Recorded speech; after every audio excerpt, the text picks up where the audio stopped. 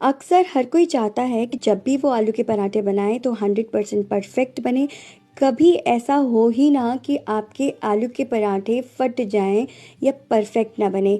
तो हमेशा हर वक्त टेस्टी बनने वाले ये जो आलू के पराठे हैं, जिसे आज के बाद आप हमेशा परफेक्ट बनाओगे अगर ये तरीका फॉलो करोगे। ये तरीका न सिर्फ आलू के पराठों को टेस्टी बनाता है, बल्कि बहुत ही आसान तरीका है। इससे आप झटपट 10 मिनट से भी कम समय में बहुत सारे आलू के पराठे एक साथ बना के रख सकते हैं।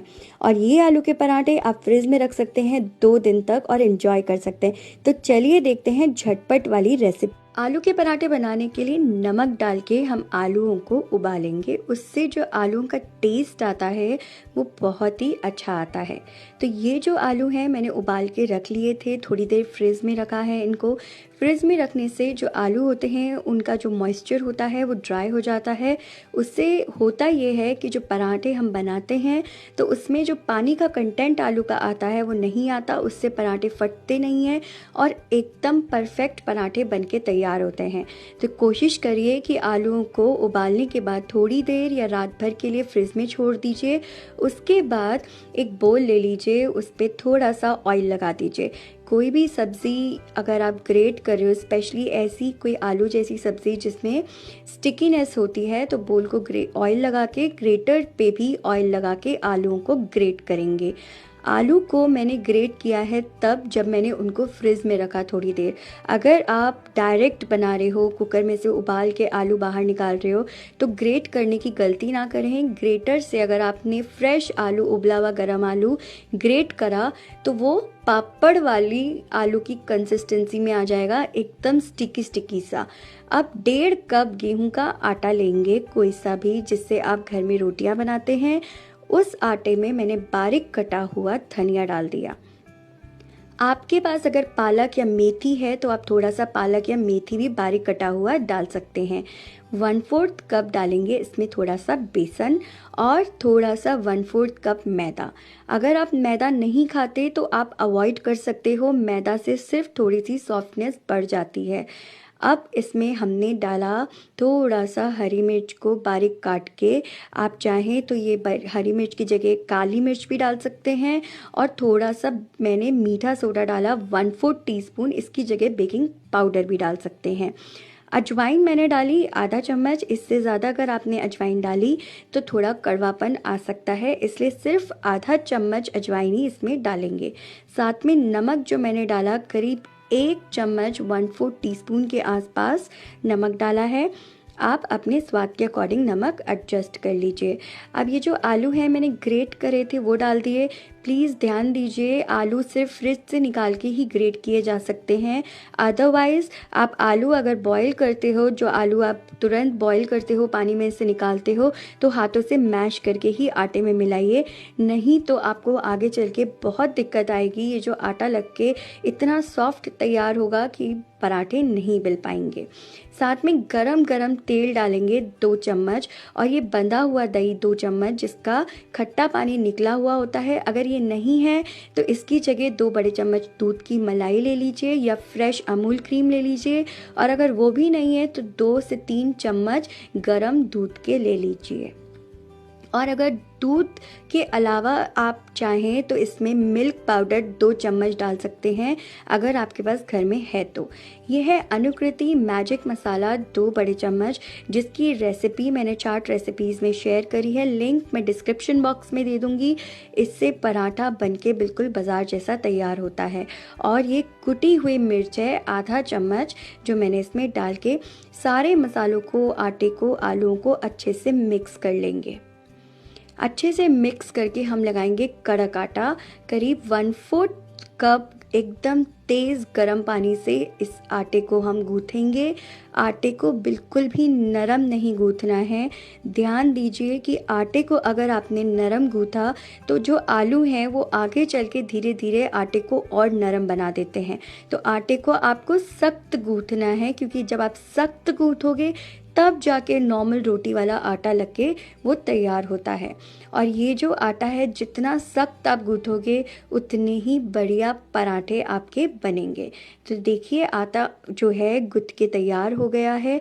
इस पे आप ऑयल का हाथ लगा दीजिए और जो नॉर्मली जैसे मैंने आपको बताया था लच्छा पराठा में हमने आटे को 10 से 15 मिनट ढक के रखा था, मैंने बताया था आपको, वैसे इस आटे को हम नहीं रखेंगे। ये वाला जो आलू का आटा लगता है, इसको हम तुरंत के तुरंत पराठों में बेल लेते हैं और सेक लेते हैं। ये सूखा कपड़ा है जिससे हम आटे को ढकेंगे और 1 बाय 1 एक अमरूद के साइज़ की लोइयाँ या पेड़े को तोड़ तोड़ के हम फटाफट रोटियां बेल लेंगे। और ये जो पराठे हैं वो इतने टेस्टी बनते हैं कि इसके आगे जो आप स्टफिंग वाले आलू पराठे बनाते हो वो भी फेल है। तो आज ये तरीके से आप पराठे ज़रूर बना के देखिए, झटपट बन जाने वाले पराठे जो कि 2 दिन तक आप फ्रिज में रख के आराम से इंजॉय कर सकते हो। ये देखिए अमरूद की साइज़ की लोई लीजिए, बहुत ज़्यादा बड़ी लोई ना लें, बिल्कुल जो आप घर में रोटियां बनाते हैं उस साइज़ की लोई को ले लेंगे। किसी भी फ्लैट सरफेस पे या चॉपिंग बोर्ड पे या चकले पे इसको पराठे को बेलेंगे। थोड़ा सा डस्ट कर देंगे सूखे आटे से, क्योंकि ये थोड़ा सा स्टिकी आटा बनता है तो थोड़ा सा सूखा आटा आप ज़्यादा लगाएंगे। आलू के पराठे का जो आटा होगा थोड़ा स्टिकी होता है। अगर आटा आपने सख्त लगाया है तो आपको ज़्यादा आटा लगाने की ज़रूरत नहीं पड़ेगी। ये देखिए आटे को हाथों से दबाकर एकदम हल्के हाथों से हम एकदम गोल गोल पतला पतला बेल लेंगे, बिल्कुल जैसे मैंने आपको थेपले बनाना सिखाया था, बिल्कुल मेथी के थेपले, जी हाँ बिल्कुल वैसे ही पतला पतला इनको भी बेल लेंगे। ये पराठे बनके इतने टेस्टी बनते हैं कि जब से मैंने ये वाले पराठे बनाना शुरू किया है, मैं स्टफिंग वाले आलू के पराठे आजकल बिल्कुल नहीं बनाती।